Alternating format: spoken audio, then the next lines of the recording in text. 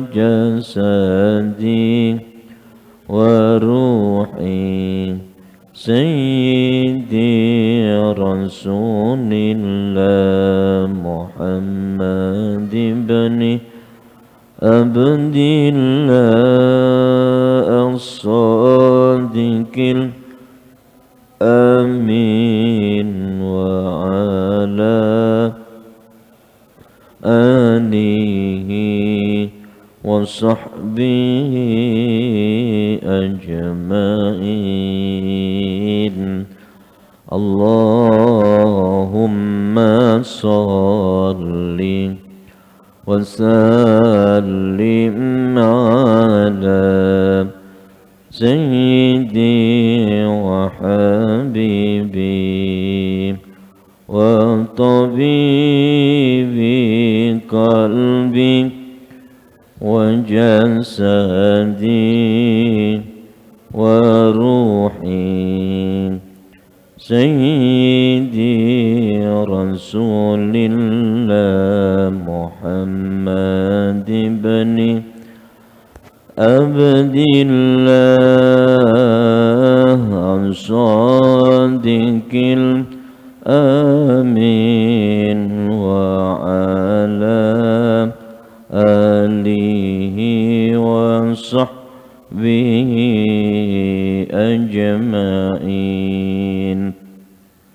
اللهم صل وسلم على سيدي وحبيبي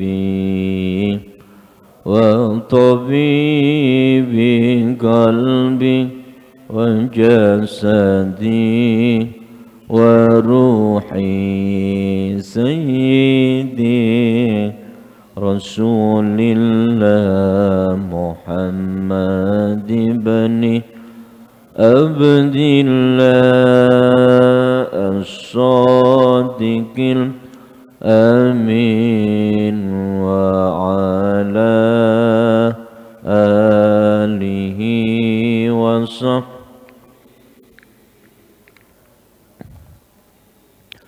Assalamualaikum warahmatullahi wabarakatuh. Alhamdulillahi rabbil alamin. Hamdan syakirin, hamdan naimin, hamdan yuafi ni'amahu wa yukafi'u mazida. Ya Rabbana lakal hamdu kama yanbaghi li jalali wajhikal karim wa 'azimi sultanik. Ya la ilaha illa anta ya hannan ya mannan ya badi'as samawat ya dal jalali wal ikram. Bapak Ibu hadirin jamaah, mari kita buka taklim kita dengan doa awal majlis. Mudah-mudahan kita semua mendapatkan kemanfaatan dari apa yang kita lakukan di kesempatan dan dalam majlis yang mulia ini. Bismillahirrahmanirrahim. Allahumma inni a'udzubika an adilla au udalla au azilla au uzalla au adlima au udlama au ajhala au yujhala alayya. Rabbi zidni ilma wa wassi'li fi rizki wa barik li fima razaqtani waj'alni mahbuban fi qulubi ibadik wa azizan fi uyunihim waj'alni wajihan fit dunya wal akhirah wa minal muqarrabin ya kathiran nawal ya hasanal fi'al ya qa'iman bila zawal ya mubdi'an bila misal falakal hamdu walakal minnah walakal syaraf ala kulli hal walhamdulillahi rabbil alamin. Bapak Ibu hadirin jamaah, alhamdulillah segala puji bagi Allah yang telah memberikan banyak anugerah kepada kita, kenikmatan yang nampak maupun yang tidak nampak, zahir batin.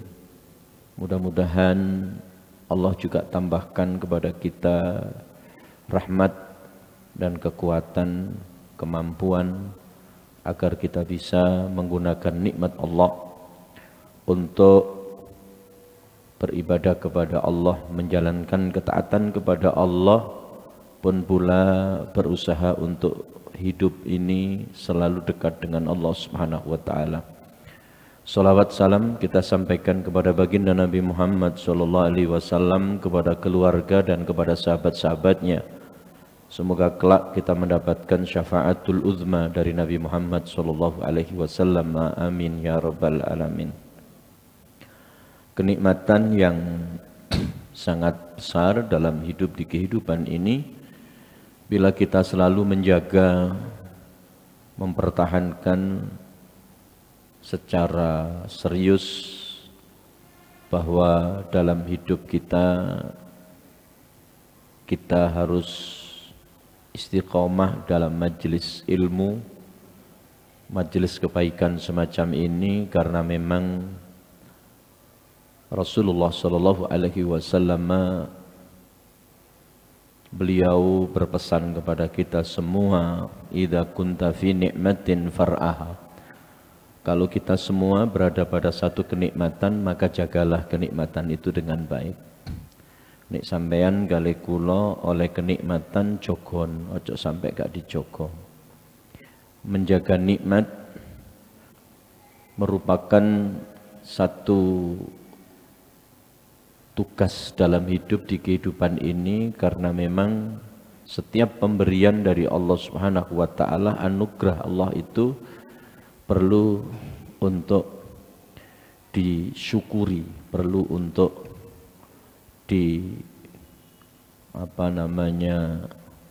pelihara sedemikian rupa. Menjaga nikmat Allah Subhanahu wa taala secara keseluruhan adalah kita menggunakan rangkaian nikmat Allah untuk ibadah yang terbaik kepada Allah Subhanahu wa taala. Menjaga dalam majelis ilmu seperti ini karena kita mengharapkan bahwa dengan kita menghadirkan diri di majelis ini, maka mendapatkan banyak berkah dalam hidup kita. Sebagaimana pernah kita sampaikan kepada panjenengan semua, ada yang namanya al-mubarakat. Al-mubarakat itu termasuk majelis-majelis semacam ini. Semoga saja kita termasuk orang-orang yang mampu menjaga kenikmatan di majelis seperti ini, insya Allah. Hadirin Bapak jamaah hafizakumullah, di setiap kesempatan seperti ini kita akan banyak memperoleh daripada informasi sekaligus pencerahan terkait bagaimana kita memahami Allah Subhanahu wa taala sebagai Tuhan yang kita sembah, kasih sayang Allah Subhanahu wa taala yang selalu ada dalam kehidupan kita, bahkan kita butuhkan, termasuk diantaranya bahwa kita mengharap bahwa Allah Subhanahu wa taala selalu mencurahkan kasih sayangnya kepada kita semua, termasuk memahami bahwa sifat-sifat Allah Subhanahu wa taala, bahwa Allah Maha memberi rizki, Allah Maha mencukupi, Allah Maha mengamankan, Allah Maha memberi, dan segala macam tentang pemberian Allah. Semakin kita mengenal Allah Subhanahu wa taala, semakin banyak kita memahami tentang Allah Subhanahu wa taala, kita akan memenuhi hak-hak sebagai seorang hamba, sekaligus kita bisa melakukan tugas-tugas sebagai seorang hamba kepada Allah Subhanahu wa taala, zat yang kita sembah, zat yang kita imani, zat yang kita mintai atas segala hajat-hajat dalam kehidupan ini, min hawaijid dunya wal akhirah, baik dalam hajat-hajat dunia maupun hajat-hajat akhirat.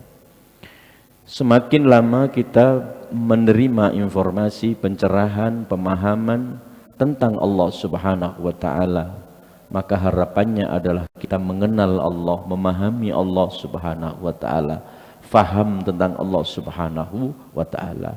Betapapun pemahaman kita tidak seperti pemahamannya para orang-orang mulia, orang alim, para ulama, setidaknya kita termasuk orang-orang yang mau berusaha untuk memahami bahwa Dia Allah adalah zat yang maha kita sembah, Allah yang maha kita mintai pertolongan, Allah kita serai seluruh urusan, dan seterusnya dan seterusnya. Kalau kita sudah terbiasa begitu, insya Allah dalam hidup di kehidupan ini tidak akan jauh daripada Allah Subhanahu wa ta'ala.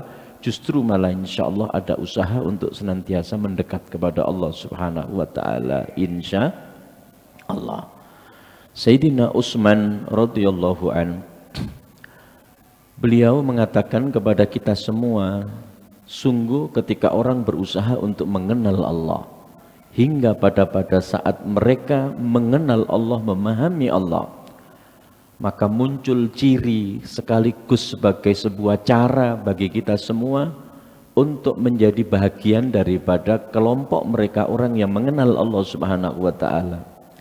Kata beliau Sayyidina Utsman radhiyallahu an, bahwa beliau mengatakan alamatul arifina thamaniyatu asya'a, ciri, cara, sekaligus sebagai satu tanda orang yang mengenal Allah Subhanahu wa ta'ala itu, kata beliau ada 8 perkara, ada 8 hal. Jadi apakah kita termasuk orang yang mengenal Allah atau ingin mengenal Allah Subhanahu wa ta'ala? Maka ada langkah 8 untuk melakukannya. Yang sudah mencapainya berarti ada 8 tanda atau 8 alamat. Alamat itu, tanda itu, yang pertama kata beliau adalah qalbu'u ma'al khauf. Hati mereka orang-orang yang memahami Allah, ma'rifatullah, mengenal Allah Subhanahu wa ta'ala, adalah mereka mempunyai hati yang di dalamnya tumbuh kembang rasa takut kepada Allah Subhanahu wa ta'ala. Jadi orang-orang yang memahami Allah pasti mereka takut kepada Allah. Kenapa? Dia tahu betul bahwa Allah Subhanahu wa ta'ala maha melihat, Allah Subhanahu wa ta'ala maha membalasi. Karenanya suatu saat baginda Nabi Muhammad SAW bercerita kepada kita semua, Atani Jibril, aku telah didatangi oleh Jibril alaihissalam.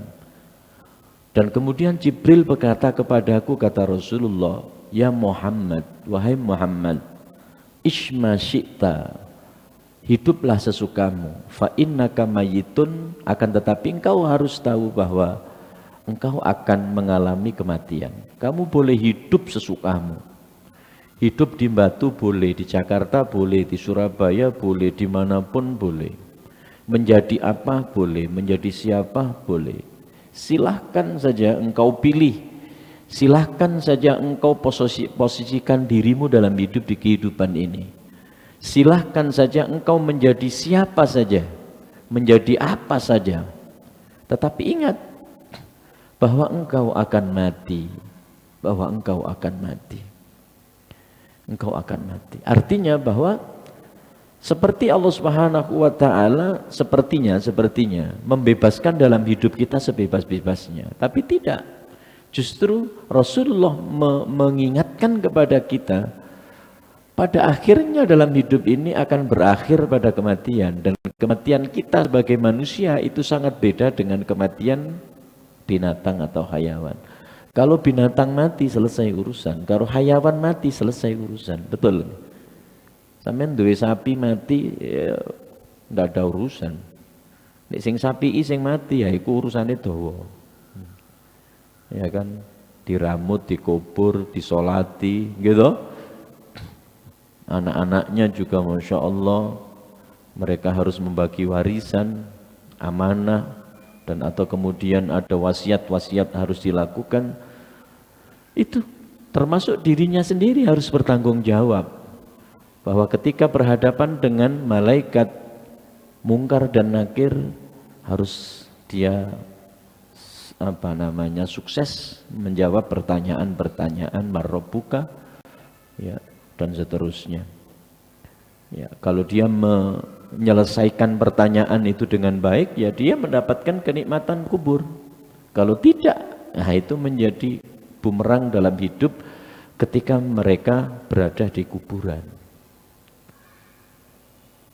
Selanjutnya, kematian itu sendiri bukan hanya sekedar bagaimana Allah mencabut nyawa kita sebagai makhluk hidup, kematian manusia ada yang husnul khotimah, ada yang su'ul khotimah. Ketika kita menutup kehidupan ini dengan su'ul khotimah, maka tentu saja itu menjadi cerita buruk dalam kehidupan kita setelahnya. Tapi kalau husnul khotimah, nah ini kita akan diberikan banyak keutamaan, kemuliaan, kenikmatan di alam kubur. Nah, untuk bisa memastikan husnul khotimah kah, su'ul khotimah kah, itu amat sangat dipengaruhi oleh apa yang kita lakukan dalam hidup di kehidupan ini.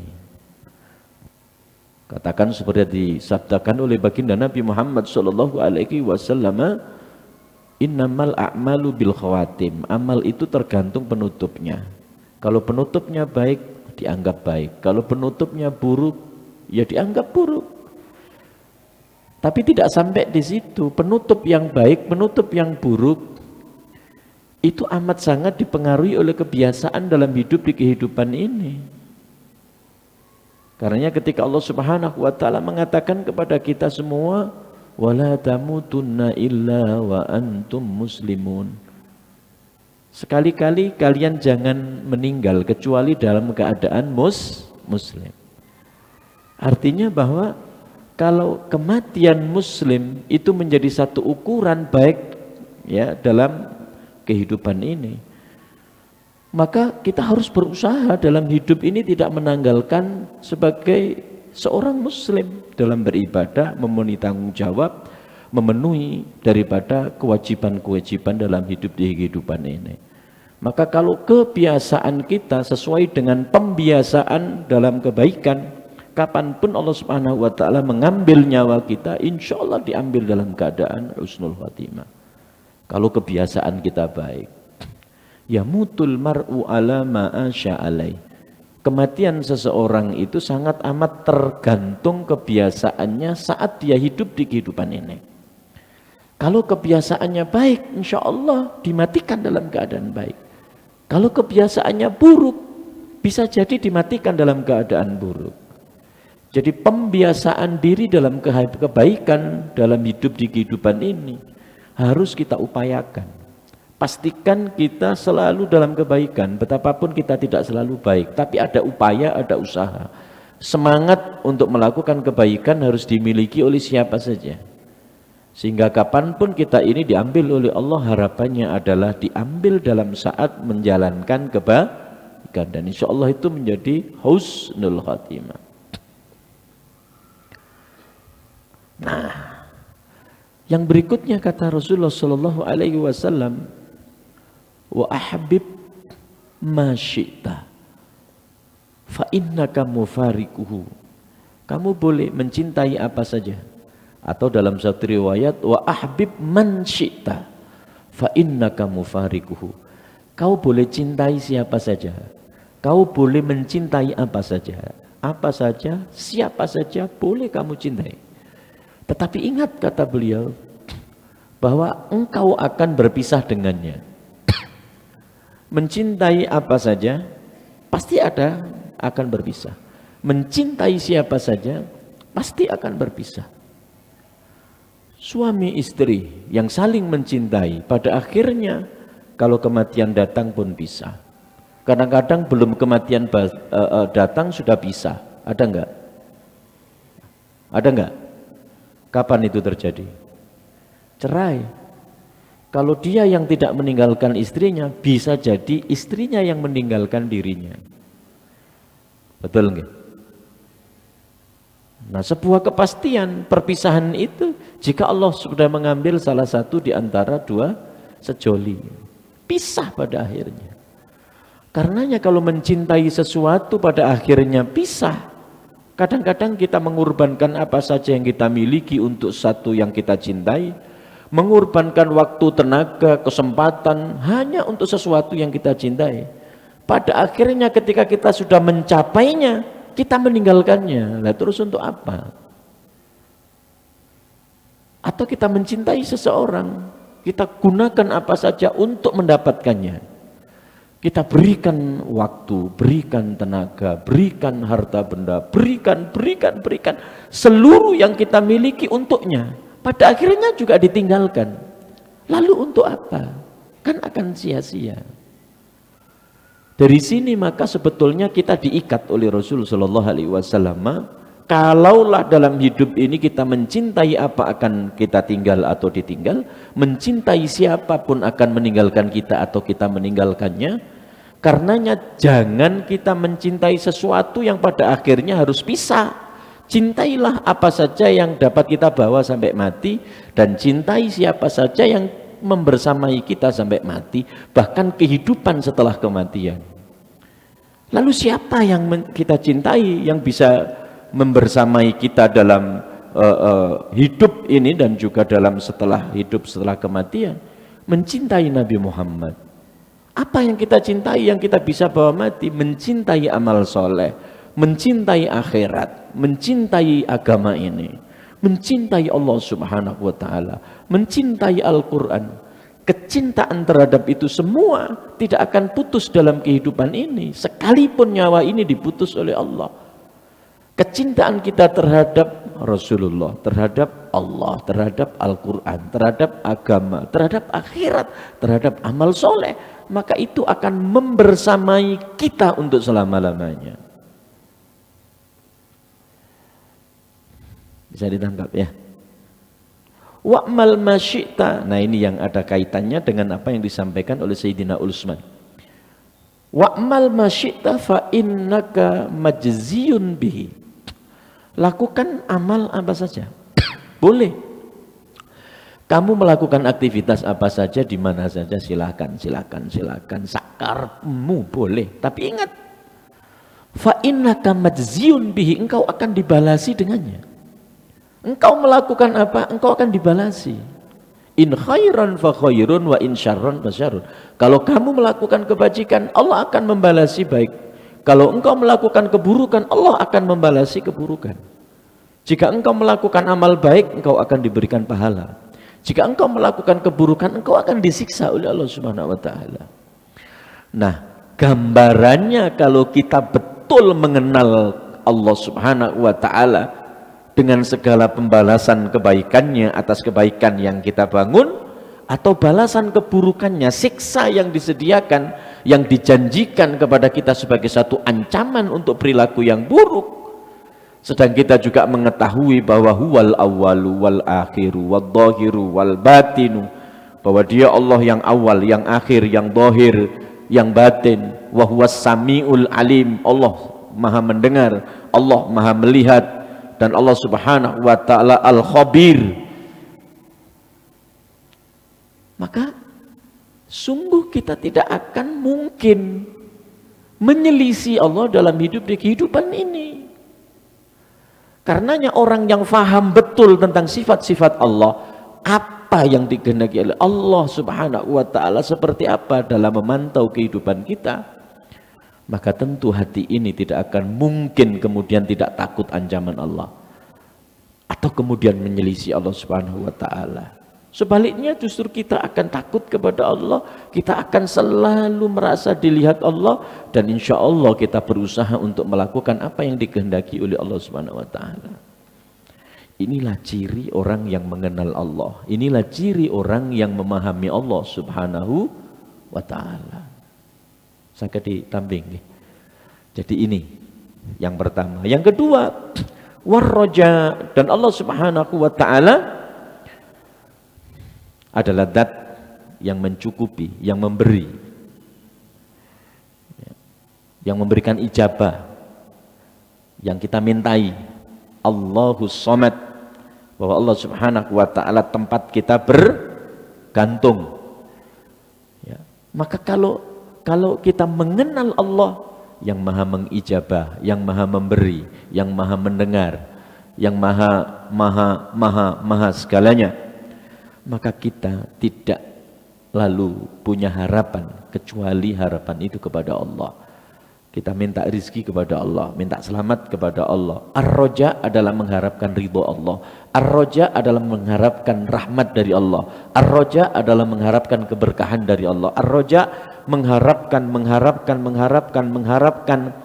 Semuanya bersumber dari Allah Subhanahu wa ta'ala. Kebaikan, kesenangan, kebahagiaan, keselamatan, semua dari Allah Subhanahu wa taala. Kalau orang memahami Allah, maka mereka akan selalu mengharap kepada Allah, mengharapkan daripada rahmat Allah, ridha Allah, dan mengharapkan anugerah dari Allah Subhanahu wa taala. Insya Allah tidak pernah berhenti. Tidak pernah berhenti. Kenapa tidak pernah berhenti? Karena kebutuhan dalam hidup di kehidupan ini tidak berhenti sampai di sini, sampai hari ini. Bahkan sampai mati. Setelah mati kita masih berharap kepada Allah. Bahkan hidup untuk selama-lamanya besok di akhirat tidak pernah kita putus dari harapan kepada Allah Subhanahu wa taala. Kebutuhan kita kepada Allah ini selama-lamanya. Kalau kebutuhan kita kepada Allah ini selama-lamanya, maka harapan kepada Allah tidak boleh berhenti pada satu waktu, tidak boleh berhenti pada satu tempat. Nggih, saged ditambahi. Betapapun enggak Allah Subhanahu wa taala saat kita harapkan sekali Allah ingat untuk selama-lamanya. Fadhkuruni adzkurkum, maka engkau ingatlah kepadaku, maka aku akan ingat kepadamu. Sekali kita mengingat Allah, Allah ingat selamanya, betul. Akan tetapi saking banyaknya kita ini punya harapan kepada Allah, keinginan untuk mendapatkan apa dari Allah Subhanahu wa taala, sepanjang itu tidak berhenti pada satu tempat, pada satu waktu, pada satu batas tertentu, maka harapan kepada Allah tidak boleh berhenti di dalam satu tempat, satu keadaan. Terus mengharap kepada Allah. Ud'uni astajib laku, minta kepadaku tak kasih. Mosok rek njaluk nang Gusti Allah gak mari-mari. Yo gak mari-mari wong kenyataane kebutuhan kita kepada Allah ndak ono marine. Betul ya? Ndak ono selesaiine. Ndak ono selesaiine. Yo terus minta kepada Allah Subhanahu wa taala. Kalaulah bukan karena kebutuhan tertentu, tetapi pada doa itu perintah Allah. Ud'uni, yang merintah siapa? Allah. Maka sesungguhnya kita berdoa yang melakukan perintah Allah. Diberi maupun tidak diberi itu urusan Allah. Betapapun kalau kita harus jujur, kita minta agar kita diberi oleh Allah, karena kita meyakini bahwa Allah Subhanahu wa taala akan memberikan ijabah kepada kita. Kan begitu? Nggih. Yang kedua. Jadi yang pertama tadi alamat tanda orang yang mengenal Allah itu hatinya selalu takut kepada Allah. Yang kedua, punya harapan, roja. Yang ketiga, walisanuhu ma'al hamdi. Ya. Dan lisannya digunakan untuk selalu memuji Allah Subhanahu wa taala. Orang-orang yang mengenal Allah dia selalu memuji Allah.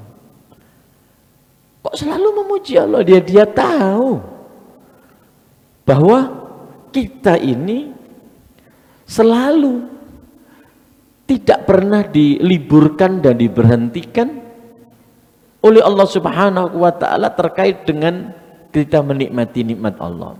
Nikmatnya lisan ini agar kita selalu bisa berkata menggunakan lisan ini, ya kan? Dan itu kan selalu dan senantiasa. Jenenge ilat niki ojo sampai terus mandek.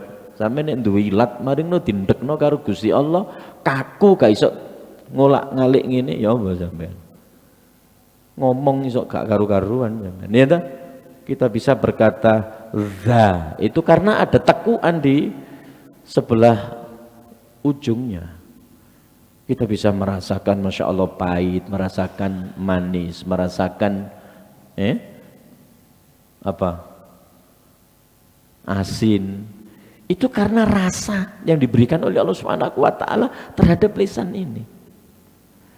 Dan itu anugerah. Jantung kita berdetak terus setiap saat. Darah kita mengalir, yang mengalirkan Allah Subhanahu wa taala.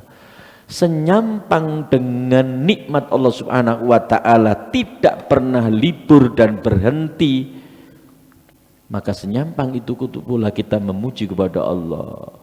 Minimal alhamdulillah, alhamdulillah, alhamdulillah, alhamdulillah. Mata bisa berkedip, alhamdulillah.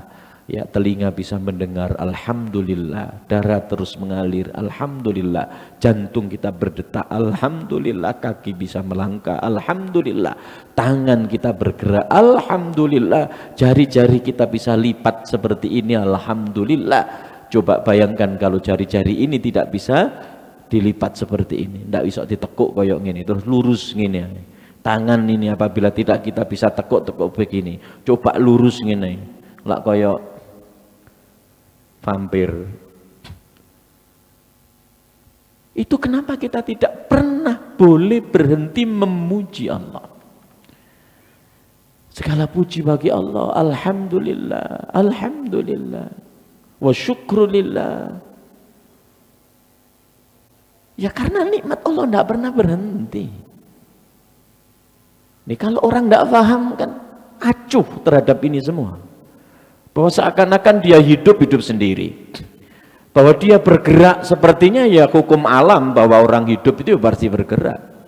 Kenapa tidak pernah berpikir bahwa yang menggerakkan ini adalah Allah?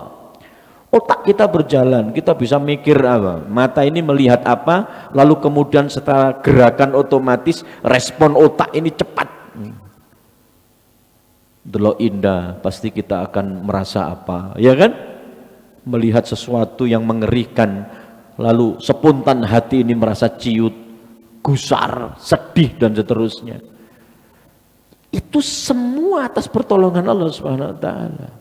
Ada saraf-saraf mata yang jumlahnya tidak hanya ratusan, mungkin ribuan sampai jutaan. Inilah orang yang mengenal Allah pasti memuji Allah karena dia tahu bahwa nikmat Allah Subhanahu wa taala tidak pernah diliburkan untuk dirinya, untuk kita semua. Alhamdulillah, summa alhamdulillah, summa alhamdulillah. Bisa ditangkap Bapak Ibu Saudara ya. Wathana, dan juga sanjungan kepada Allah Subhanahu wa taala. Ya, lisannya memuji Allah, menyanjung Allah Subhanahu wa taala. Baik. Wa ainahu ma'al haya, dan kedua matanya digunakan dalam hidup di kehidupan ini, ya, dihadirkan di dalamnya ma'al haya, rasa malu kepada Allah Subhanahu wa taala. Artinya tidak melihat sesuatu yang menyelisih Allah, tidak bermaksiat kepada Allah. Tidaklah dia melihat sesuatu yang membuat Allah Subhanahu wa taala tersinggung. Ini mereka orang yang mengenal Allah Subhanahu wa taala. Mungkin barangkali kita belum sampai ke sana, dan tentu saja tidak seperti ya orang-orang yang mulia seperti itu. Kita ini bukan siapa-siapa. Tetapi satu gambaran, seperti itulah orang yang mengenal Allah Subhanahu wa taala. Menggunakan kedua matanya selalu digunakan untuk melihat tanda kebesaran Allah, lalu dihadirkan di dalamnya rasa malu kepada Allah Subhanahu wa taala. Berapa nikmat yang dia peroleh, berapa kemudian respon ibadah yang dia lakukan. Berapa Masya Allah pertolongan yang Allah berikan kepadanya, berapa pujian yang dia ungkap untuk Allah Subhanahu wa taala. Ya. Abu'u laka bi nikmatika alayya wa abu'u bidambi. Allah Subhanahu wa taala ngerojok kenikmatan untuk kita. Tetapi kita justru datang kepada Allah Subhanahu wa taala dengan ya gerojokan dosa dan salah yang luar biasa dalam hidup ini. Faghfirli fa innahu la yaghfiru dzunuba illa anta. Maka untuk itu ya Allah, ampunkan aku, karena tidak ada yang bisa mengampunkan illa anta, kecuali hanya Engkau ya Allah. Kita datang kepada Allah menyongsong nikmat dan anugerah. Tapi kemudian ya kita menerima nikmat yang luar biasa, tapi kita justru membangun dosa dan kesalahan kepada Allah. Maka kita merasa malu kepada Allah Subhanahu wa taala. Wal buka, dan kemudian tangisan. Orang-orang yang mengenal Allah pasti kedua matanya akan dihiasi dengan tangisan. Itu orang-orang mulia. Beliau Sayyidina Al-Utsman Sayyidina Utsman radhiyallahu an mengatakan bahwa ciri orang yang mengenal Allah, kedua matanya banyak digunakan untuk menangis. Karena para ulama-ulama itu doyan nangis, kebiasaannya nangis. Dewek niki kemarin wis gak ono tangisane blas. Baru kemudian kalau ada kenikmatan yang diambil oleh Allah baru muncul nangisnya. Dikasih sakit baru muncul nangisnya. Kekasihnya hilang baru nangis. Tapi kalau tidak diuji dengan seperti itu oleh Allah, tidak ada tangisan dari mata-mata kita ini. Nah, mereka orang yang mengenal Allah Subhanahu wa taala, malam-malamnya ya, berkucuran air mata. Ya karena mereka tahu betapa Allah Subhanahu wa taala menjadikan tangisan itu adalah keutamaan dan kemuliaan. Ainani la yamassuhum menar. Ada dua mata yang tidak akan disentuh oleh api nerakanya Allah. Ainun bakat min khasyatillah, yaitu mata yang pertama selalu menangis karena takut mendapatkan siksa Allah Subhanahu wa taala. Jadi mereka orang yang mengenal Allah, melihat dirinya seperti apa, sikap perilakunya kayak apa, sedang rahmat Allah seperti itu, anugerah Allah, nikmat Allah yang luar biasa. Sehingga tidak sebanding antara anugerah dengan sikap perilaku yang dibangun untuk Allah, itu tidak seimbang. Ya, ada perintah dari Allah Subhanahu wa taala dalam Al-Qur'anul Karim, wa ahsin kama ahsanallahu ilaika. Apa? Wa ahsin kama ahsanallahu ilaika. Berbuatlah baik seperti engkau berbuat wa ahsin kama ahsanallahu ilaika. Berbuatlah baik engkau kepada Allah seperti Allah berbuat baik kepadamu. Engkau berbuat baik dalam hidup seperti Allah berbuat baik kepadamu. Bisa? Saged. Wis Allah wis apike gak karu-karuan, sing dewek sing gak karu-karuan. Luar biasa Allah memberi kebaikan kepada kita. Justru malah kita ini ya Allah ndak ono apike babar belas. Karenanya mereka orang-orang yang mengenal Allah, tahu diri, menangis. Nek kita wis babar belas gak ono nangis, kadang-kadang mari salah ngono ku ya glegek guyu. Mari ngelakoni elek ngono ku blas, kadang-kadang sedih ya ndak. Ya kita ini, betul ya Rabb. Padahal catatan di sisi Allah Subhanahu wa taala itu rapi, tersimpan dengan rapi, dan itu besok akan dibalasi. Sedang kita tidak merasa. Baik, bisa ditangkap Bapak Ibu hadirin. Nggih. Nah. Wa iradatuhu ma'at tarki. Kehendaknya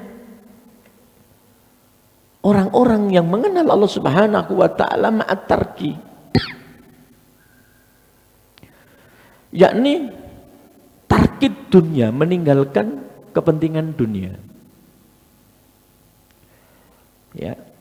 Ma'ar ridho, disertai dengan ridho, apapun yang dia terima, sekecil apapun, seperti apapun, diterima dengan ridho. Tidak kemudian memaksakan kehendaknya untuk dia dapat berapa, mencapai apa, sehingga ketika sesuatu yang datang dari Allah untuknya tidak sesuai dengan keinginannya, dia mengeluh, dia protes, dia dongkol kepada Allah. Tidak. Sakit nggih. Kata-katanya sampean kula niki nggih kepengin napa ngono. Umpamane ya katakanlah nyambut gawe kepengin oleh sedina ki 100, ternyata oleh mek 50. Ngersula napa mboten?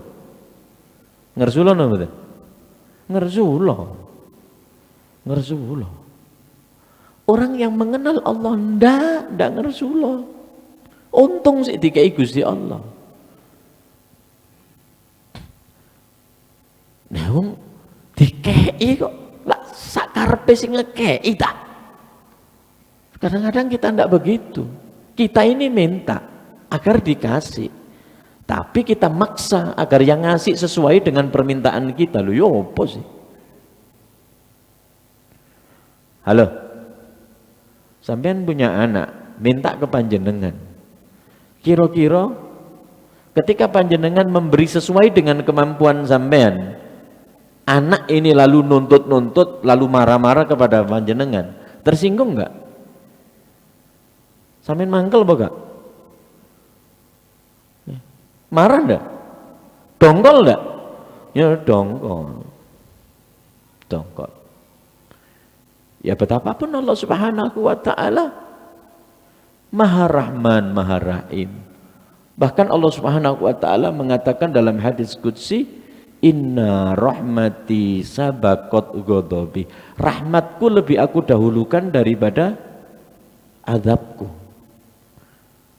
Sak nakale sampean kula tidak langsung kemudian spontan disiksa karo Gusti Allah, ndak, dirahmati. Orang yang bersalah itu sampai ditunggu berapa oleh Allah Subhanahu wa taala jam. Kalau dia tidak istighfar baru dicatat jelek. Kalau istighfar diampunkan oleh Allah. Kalau kita melakukan kebaikan, ndak, kita melakukan langsung dapat kebaikan. Bahkan durung ngelakoni apik, sik niat ngelakoni apik niku lho wis diganjar karo Gusti Allah. Niatul mukmin khairun min amalih. Niatnya orang yang beriman itu lebih baik daripada amalnya. Supaya ketika itu durung nglakoni Pak, Bu, sik pengen ngelakoni apik, iku wis diganjar karo Gusti Allah. Masya Allah. Ayo coba nduk donya ana apa ora ngono kuwi? Aku ki karepku mau mengabdi kepada sampean. Ya, saya berniat untuk ya, melakukan katakanlah umpamanya pekerjaan apa di perusahaan. Kira-kira dengan kehendak niat begitu sampean langsung dibayar apa ngenteni nek wis sampean kerjakan? Ini wis taken job description ngono kadang-kadang ya. Sampean niki ditunggu kok kira-kira betul apa enggak ini. Dalam perjanjian terus prakteknya kaya apa itu begitu. Allah ndak. Kita sih pengen ngelakoni apik. Niat ngelakonnya wis diganjar karo Allah Subhanahu wa taala. Nangko praktek kita mendapatkan satu kebaikan hingga kemudian 10 kebaikan hingga kemudian 70 kebaikan hingga kemudian 700 kebaikan hingga kemudian tidak terbatas. Iku rahmati Allah Subhanahu wa taala. Untuk itu maka sama sekali mereka orang-orang mulia, para kekasih Allah jika punya kehendak selalu menundukkan kehendaknya kepada kehendak Allah Subhanahu wa taala. Menundukkan keinginannya pada keinginan Allah. Nggih. Muga-muga sampean nggih iso nglakoni mbuh pirang persen mbuh 0, sekian persen nggih ta? Allahumma amin. Ya kita belajar seperti ini mengungkap sifat-sifat utama dan mulia dari orang-orang utama dan orang-orang mulia. Masih talah sampean kula ndak iso nglakoni 100%, 90%, 80%, 70%, 0, sekian persen muga-muga rek iso nglakoni. Allahumma ngono lho, karepe begitu. Kalaulah tidak, harapan yang paling akhir adalah kita ini tetap mencintai orang-orang mulia, mencintai orang-orang soleh, mencintai para kekasih-kekasih Allah Subhanahu wa taala. Dengan hanya mencintai itu kita mendapatkan keutamaan, kemuliaan, syafaat daripada mereka. Insya Allah, gitu harapannya.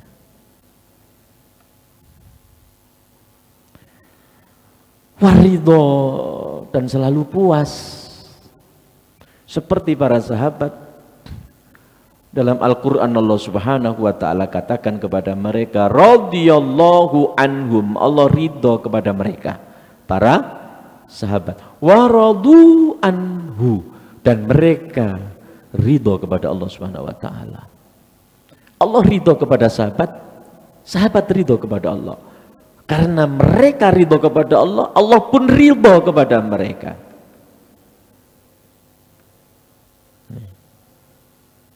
Pun.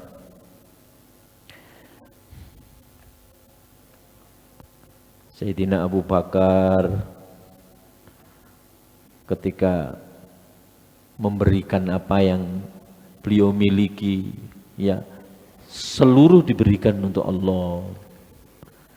ketika mereka para sahabat dipanggil oleh Allah Subhanahu wa taala untuk berjuang tanpa ada berat hati, ya, mereka berangkat dengan ringan hati, ya, mereka berangkat dengan ridho tanpa ada beban sama sekali.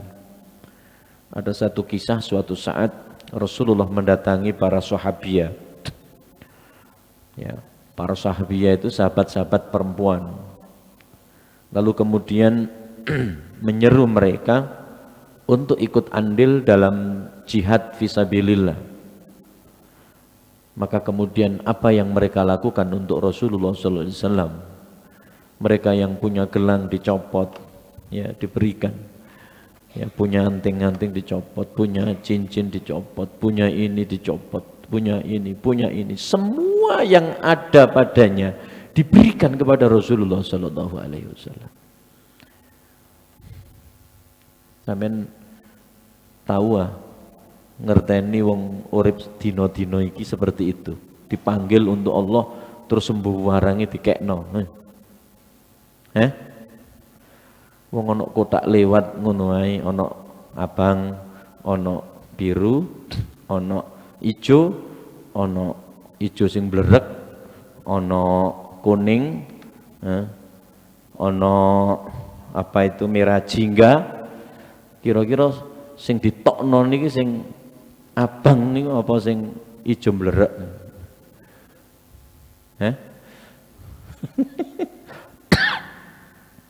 Tak ngono nih, cik suwene oleh iya sae. Pikir dolek sing paling gede, tibake dolek sing paling cuwili.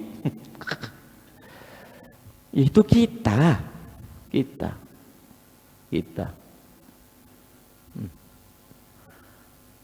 Ya, kalau Rasulullah Shallallahu Alaihi Wasallam, beliau suatu saat diceritakan punya emas batangan berapa karung begitu, ya, maka besok itu sudah bersih semua. Hingga suatu saat beliau sholat biasanya agak panjang, tapi kemudian pada sholat itu beliau relatif dipersani oleh sahabat itu lebih cepat. Setelah salam beliau terus meninggalkan tempat, tidak begitu lama datang kembali. Ditanya oleh sahabat, ya Rasulullah, hal apa yang terjadi sehingga engkau mempercepat sholatmu, lalu engkau setelah salam meninggalkan tempat, kok tahu-tahu balik lagi?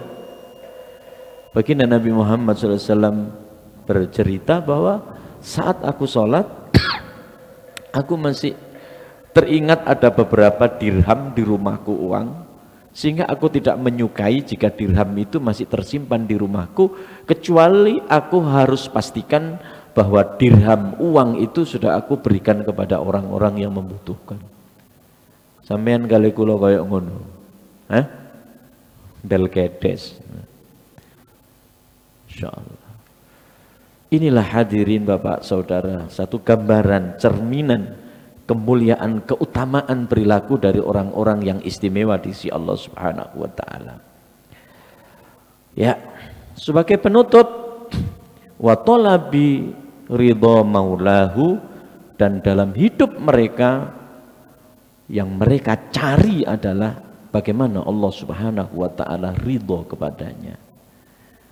Ya. Anta ilahi, engkau adalah Tuhanku. Ya, wa ridhaka matlubi, dan ridhamu yang aku cari. Itu yang dilakukan oleh mereka. Ya. Itu yang dilakukan oleh mereka. Jadi hidup mencari ridha Allah.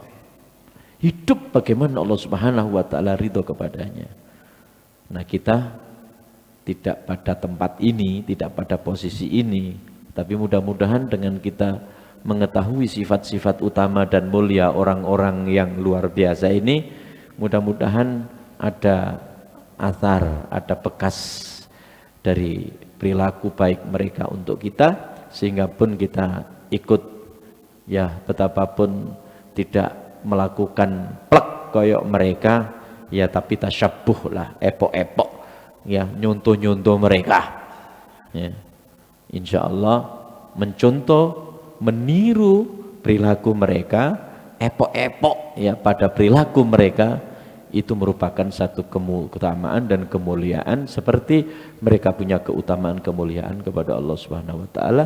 Kalau tidak kita mencintainya, dengan cinta itu mudah-mudahan Allah Subhanahu wa taala memberikan syafaat ya bagi kita semua daripada syafaat orang-orang yang utama dan orang-orang yang mulia. Subhanakallahumma bihamdik asyhadu an la ilaha illa anta astaghfiruka wa atubu ilaik. Walhamdulillahirabbil alamin. Assalamualaikum warahmatullahi wabarakatuh.